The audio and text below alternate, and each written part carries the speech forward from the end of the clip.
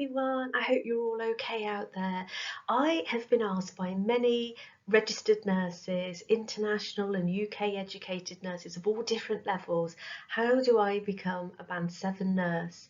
And so I thought I'd do this session today, so I hope you all find it helpful. If you have any questions at all, put them in the YouTube questions, and if you enjoyed this session, do give me a thumbs up and check out my other free videos on my YouTube channel, Support and Career Development for Nurses. So I'm firstly going to look at how nurse banding works in the UK, what types of Band 7 roles are out there, and then the importance of aligning your professional experience and your academic courses to the role that you're applying for, and what to expect during a Band 7 interview. So what are UK NHS bands? The NHS staff structure currently employs a banding system of pay rates that align from support worker up to all level of nursing roles. Agenda for Change was the pay system that was introduced to evaluate jobs to ensure equity between similar posts in different areas. And you can have a look at the current Agenda for Change pay rates on the NHS website, and they're updated every year. Currently it's December 2022, so it'll be interesting to see, maybe in 10 years time we might have a different structure, but currently that's the structure we use. So a Band 2 would usually be a nursing assistant or support worker level. Band 3 typically would be a senior support worker. Band 4 could be a nursing associate role, which is a role between a support worker and a registered nurse, and nursing associates are only registered in England with the Nursing and Midwifery Council. So if you're interested, I have a video on the difference between support worker, nursing associate and registered nurse roles on my YouTube channel.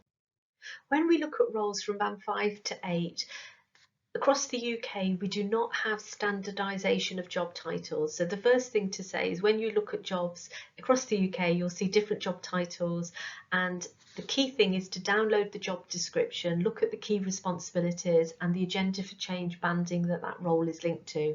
Typically, a Band 5 would be a staff nurse, and a newly registered nurse would be a starter at Band 5. They can either stay in their role as a Band 5 if they don't want any more managerial or leadership responsibilities, or start working towards a Band 6 or Band 7 role. Nurses in the UK do not just go up the different bands without an interview. So you don't go up to Band 6 following a certain amount of experience currently in the UK. This is December 2022. Typically, a Band 6 would be junior or deputy sister or charge nurse, senior staff nurse, team leader, and also if they're a role, maybe a clinical leadership management role, or it could be in education. So a clinical educator might be a Band 6, specialist nurse, or research if you're looking at a research career pathway. Band 7 would usually be a sister, charge nurse or advanced nurse practitioner role. Typically Band 8 could be a matron, nurse education lead, or research manager or service lead. We also have different settings and types of fields in nursing. I know globally not all countries have the 4 nursing fields we have in the UK. We have adult nursing, mental health, learning disability and children's nursing. We have a variety of settings. You could work in the community or in a hospital, in a hospice, care home, general practice, work for the military, public health, in prisons or schools, and lots of other settings. And also hundreds of specialisms such as acute, medical, theatre, neonatal, rehabilitation, ICU, or homeless or addiction services, and many, many more. You can move across services with transferable skills. For example, an adult nurse may work in neonatal care, but you need to check on the job description, personal specification, and the essential criteria to be shortlisted for that role.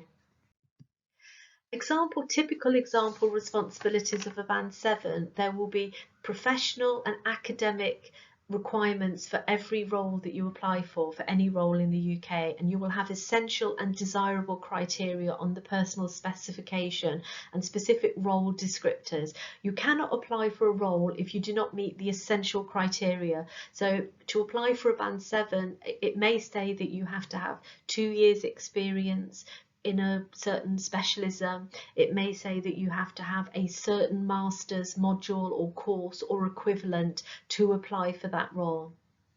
Usually, a Band 7 would have wider responsibility for managing, leading or organising teams, or it could be an educational programme or a research study or patient services. It depends on the role.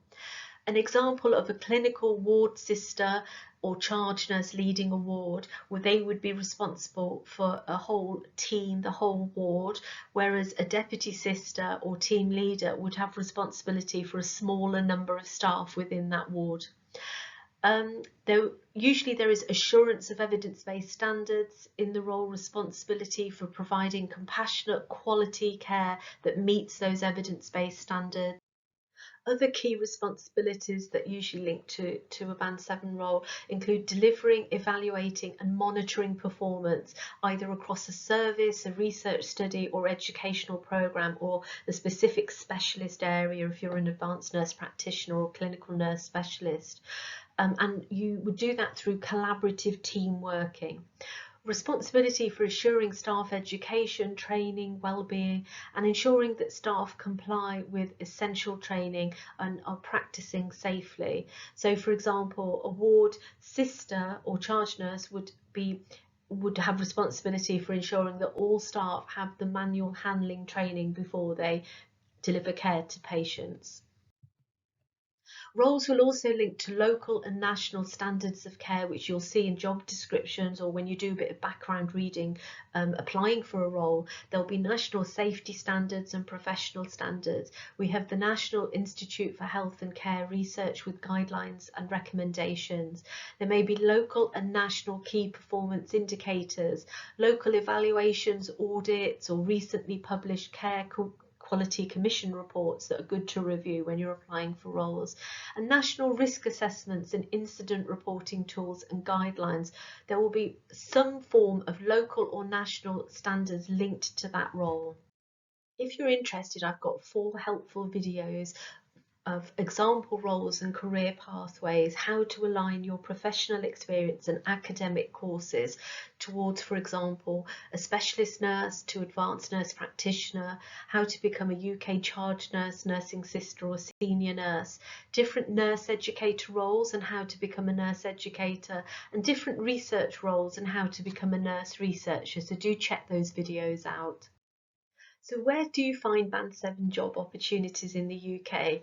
Most employers have intranet sites where they'll advertise their job opportunities. There are also some big national recruitment websites such as NHS Jobs or Indeed, and the National Institute for Health and Care Research has research scholarships, internships and fellowships.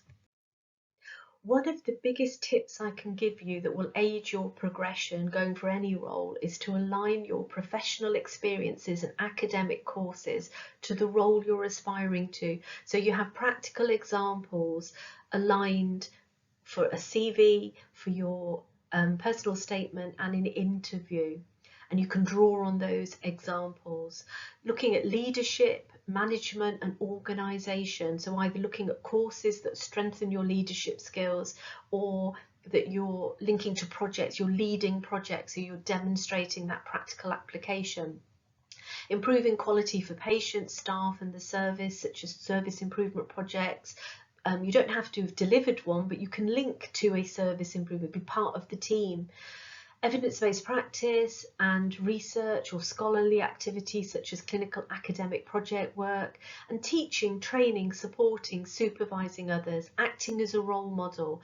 And all of these key areas underpin any Band 7 role. Patient education, health education or promotion, or you may draw on external consultancy or volunteer or charitable work.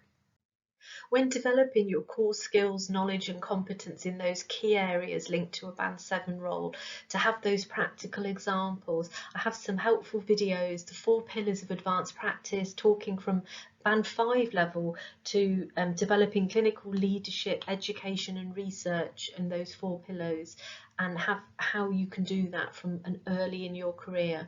Quality improvement, service improvement projects for nurses, 5 ways to influence nursing practice, developing leadership skills and coordinating nursing care. So you might want to check some of those videos out. If you are applying for a Band 7 role, you need to rigorously prepare for your personal statement and for your interview. What to expect to interview: you should have one lead interviewer chairing and managing the time throughout. There should always be other interviewers, so it's not biased with just one interviewer. You should have a panel of people, 2 or 3 usually. It may be a virtual interview or an in-person interview. You may be asked to do 2 parts to your interview. You might have a presentation and a technical interview, but do check your invite letter. It should state what type of interview that you're going to have. A panel technical interview is like a usual interview where you're asked questions about your role, but a value-based interview is slightly different. Value-based interviews, the interviewer wants to know that you align with the values of an organisation, so make sure you prepare by looking at what the values of that organisation are, what the NHS values are. In a value-based interview, you usually only ask 2 or 3 questions. An example question might be, give me an example where you led a positive change in practice. And once you've given your example, the interviewers then probe down and ask you more questions on that example. So a probing question might be, well, how did you evaluate the impact of that change then? And you have to give more detail. So it's important that you prepare examples for a value-based interview. And I would say, looking at some of those key areas that I mentioned earlier, looking at leadership, education, how you support others, gives you some indication, and the job description on some of the examples and the sort of questions you might be asked in a value-based interview. Whatever type of interview you have, with a presentation or technical or value-based interview, you will be scored, or there'll be an assessment scale in some form. It's very important to allocate time to prepare for a Band 7 interview. Band 7 roles are highly competitive, and you're not awarded a Band 7 solely on your experience in the UK.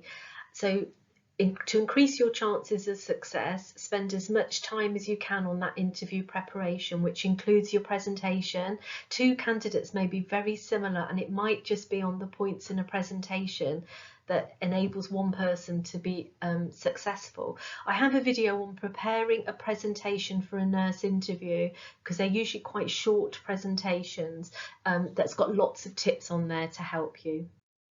I've also got a few videos to help you prepare for Band 7 interviews, such as charge nurse or nursing sister, nurse researcher, advanced nurse practitioner or clinical nurse specialist, and nurse educator. So I hope they help. It can be really difficult dealing with nerves in a Band 7 interview, and that's normal. When I went for my sister's role, I was extremely nervous. Interviewers expect this, and it's the same whatever level of nurse you are, so the other candidates will be feeling the same. The questions are going to be at a higher level, they're going to be challenging. Let the interviewer know, though, if you're excessively nervous, so they can support you. Don't feel that you've got to answer straight away. Take your time, take a breath, have a bit of a reflection on the answers before you speak. And if you're not quite sure of a question, you can ask the interviewer to repeat it or to explain it. Just do your best, put the interview in context. You can apply again later or go for a role elsewhere. And just remember, the more you prepare, the more confident you're going to feel. If you're not offered the role, make sure that you request verbal feedback from the interviewer. Employers are not necessarily obliged to offer written feedback, but ask some specific questions. How could I have improved my answers? What was my strongest or weakest answer? Will there be more future roles or opportunities? If you're not offered the role, don't spend time and energy dwelling on what if. Reflect on your interview feedback and learn from that feedback. It took me 3 times to get my sister's role, and many people do not get that role the first time. So it will help inform your future preparation. Write the interview questions down, you'll forget otherwise, and that will help that preparation. Also, try and book a mock interview. If you can manage to secure some kind person that's able to give you that interview, that will help you for your preparation next time. It's perfectly ethical to have a mock interview as long as the person is not on the interview panel on the day. So So key tips to success: align your past and current experiences to the role, allow lots of time to prepare for interview, and if you're not offered a role, ask for interview feedback and keep applying, as there'll be more opportunities. And just remember, preparation is the key. If you're interested in buying my book, How to Prepare for Interviews and Develop Your Career, with lots more tips, the link is in the description in YouTube below. I'm very happy to answer any questions in the YouTube comments. If you'd rather not ask questions publicly, you can DM me on Twitter or Instagram or on my website. And good luck in your future careers and your future progression.